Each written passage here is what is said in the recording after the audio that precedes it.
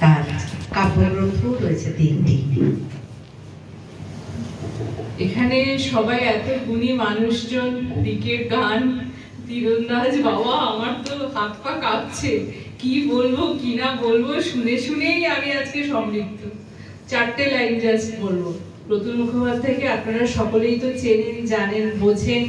ওনার কবিতা, ওনার গান আমরা শুনতে খুবই ভালোবাসি, নিজেদেরকে ঋদ্ধ করি, সমৃদ্ধ হই। তার যে দৃপ্ত কণ্ঠ এবং বলার যে ভঙ্গিমা, সেটি আমাদের হৃদয়ে তো স্থান করেই নিয়েছে। তাকে শ্রদ্ধা জ্ঞাপন করি 4টে লাইনের মধ্য দিয়ে।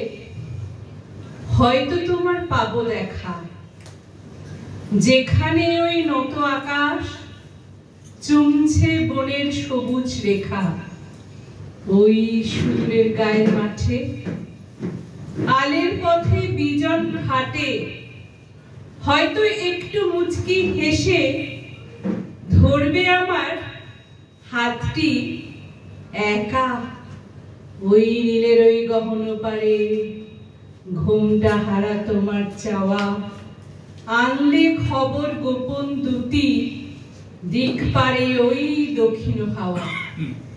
বনের ফাঁকে দুষ্ট তুমি, আসতে যাবে নয়না চুমি, সেই সে কথা লিখছে হোথা, দিগ্বলয়ের অরুণ লেখা। সাধারণ।